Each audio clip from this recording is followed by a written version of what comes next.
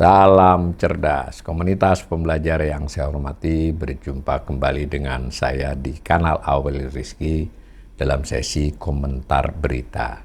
Berita yang saya bacakan dan komentari berjudul Bos Danantara bicara soal risiko delisting Wika dan WSKT.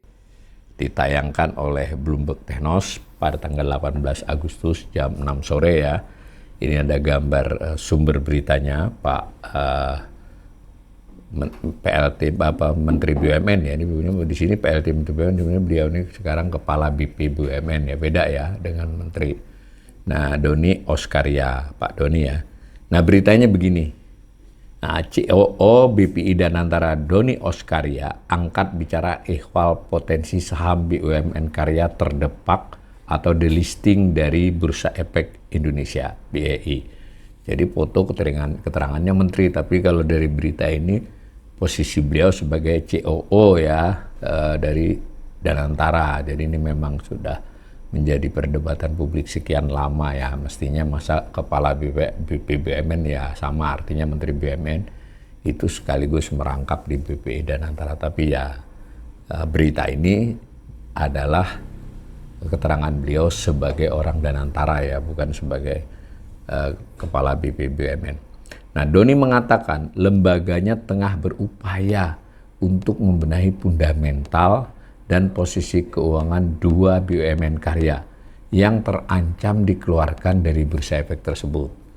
Dua BUMN yang terancam delisting itu diantaranya PT Wijaya Karya Terbuka dan Wika ya kodenya, dan PT Waskita Karya Terbuka, kodenya WSKT. Nah, dikutip langsung keterangan Doni, buat saya yang paling penting itu fundamentalnya real. Kalau kita lakukan secara fundamental tidak baik, tetap di bursa juga kan kasihan juga para investornya, kata Doni kepada awak media di DPR Jakarta hari Selasa 18 Agustus. Jadi saya komentari sedikit, dua BUMN yang biasa disebut termasuk dalam golongan BUMN karya ya, yaitu Wika dengan Waskita ini sudah lama menjadi perusahaan terbuka IPO. Jadi pemilik Wika dengan WSKT ini tidak hanya pemerintah, tetapi juga para pemilik saham yang membelinya dari bursa efek. Nah, sekarang oleh otoritas bursa dia diberi peringatan lah untuk akan dikeluarkan delisting namanya, jadi tidak TBK lagi. Kalau seperti itu nanti para pemilik saham yang bukan pemerintah, yang publik itu akan diberi beberapa opsi ya, diganti dan sebagainya. Tapi secara kredibilitas tanda petik ya berarti kalau dia delisting itu ya perusahaan tersebut dianggap tidak perform ya, artinya bermasalah lah. Nah, Doni ini memberi keterangan bahwa yang penting menurut dia fundamentalnya real. Benar juga sih. Jadi kalau kita lakukan memperbaiki fundamentalnya dua perusahaan ini, bahwa kalau tetap di bursa tapi dia tidak diperbaiki kan kasihan investor, maksudnya investor publiknya ya begitu. Ini benar keterangan ini. Doni mengatakan lembaganya belum memutuskan. Jadi si Danantaranya belum memutuskan nasib dua BUMN karya itu ihwal posisinya di bursa efek. Menurut dia, Danantara masih fokus dulu upaya penyehatan keuangan Wika dan WSKT lebih dahulu. Jadi jelas diakui ya, Wika dan WSKT bermasalah dalam keuangannya, dan sebetulnya tidak diakui pun karena ada beberapa kejadian gagal bayar obligasi ya otomatis sudah dianggap masalah perusahaan itu. Di sisi lain, Doni menargetkan restrukturisasi BUMN Karya dapat kelar akhir tahun ini. Dengan demikian struktur bisnis dan keuangan dua perusahaan plat merah itu bisa lebih efisien. Jadi kalau restrukturisasi BUMN Karya bukan hanya dua ini dengan yang lain-lain ya, dengan demikian sekaligus memecahkan masalah keuangan yang dua ini. Kira-kira penalarannya begitu. Nah, dikutip langsung, saya tetap mengupayakan akhir tahun ini sudah selesai. Tetapi di dalam menyelesaikannya kan cukup rumit, kata Doni. Jadi ya kita diberi informasi nih ya, bahwa Doni salah satu pimpinan Danantara mengatakan untuk mengkonsolidasikan, merestrukturisasi ya para BUMN itu cukup rumit katanya ini.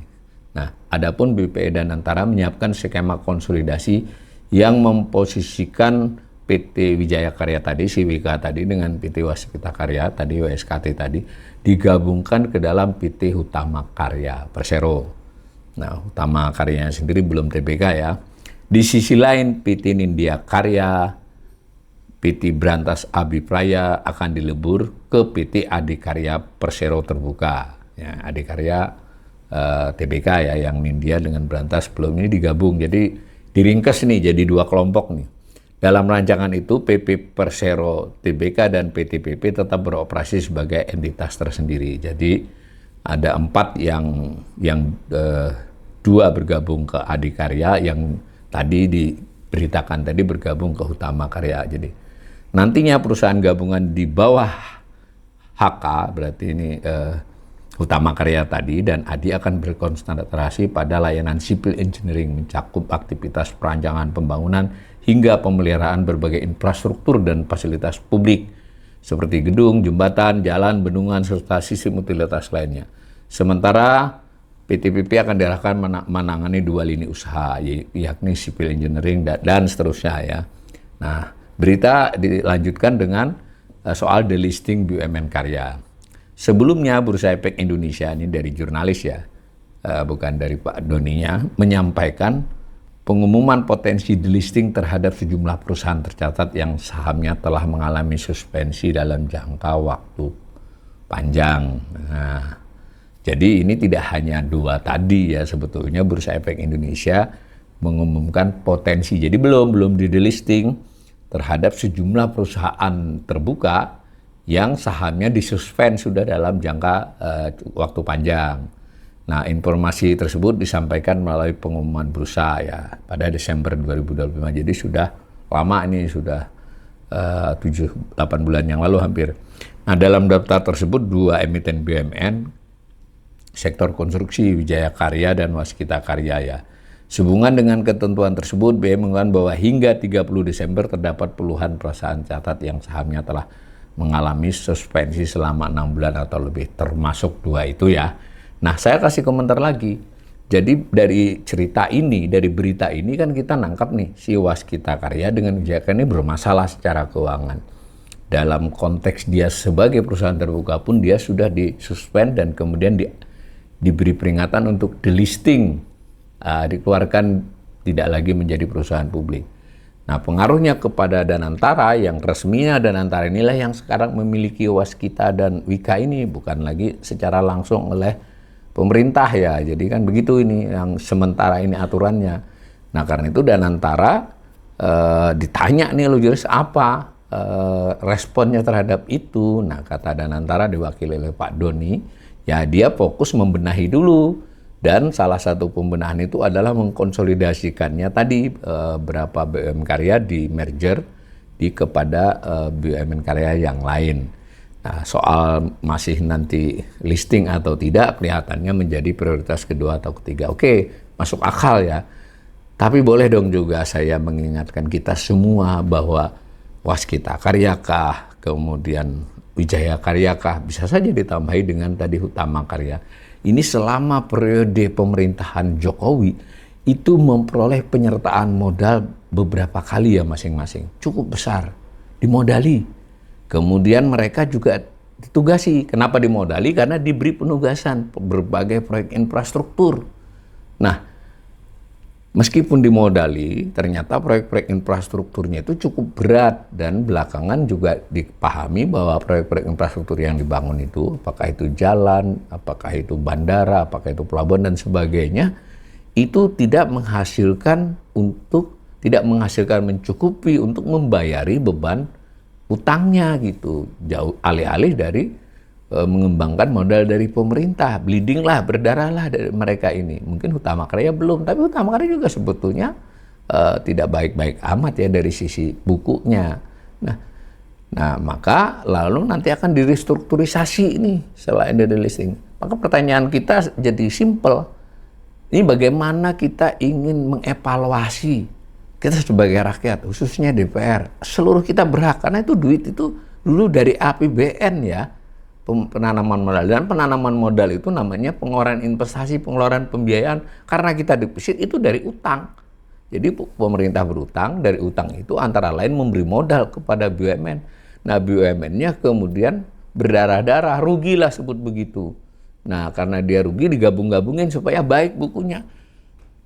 Mengapa hal-hal seperti ini tidak diusut secara tuntas, bukan hanya untuk soal menghukum siapa, tetapi juga biar kita memiliki pelajaran dari masa lalu ya. Nanti berulang lagi kan. Nanti bagaimana kalau Danantaranya juga mengulangi kesalahan yang ya tidak persis sama, tapi kan pola-pola seperti itu ya, hilang begitu saja. Nah dengan demikian kita harus, menurut saya, mau dia restrukturisasi, mau dia delisting, pastikan dulu apa yang terjadi pada kedua BUMN karya tersebut. Dan publik mesti mengetahuinya. Nah, jangan-jangan di sini ada para pihak di masa-masa lalu itu yang memperoleh keuntungan yang tidak wajar atau tidak sesuai dengan prosedur hukum. Nah, kita hanya mendapat kerugiannya sebagai negara. Bagaimana nanti Danantara terhadap proyek-proyek lain atau terhadap BUMN lain main gabungkan saja dalam proses penggabungan, restrukturisasi, dan juga penutupan ya, ada sebut penutupan. Penutupan juga menurut saya harus diperlakukan sama. Harus jelas yang ditutup itu bagaimana penjelasannya, keterangannya apa. Jangan sampai ini tidak menimbulkan efek jera pada calon-calon maling berikutnya pada kekayaan negara.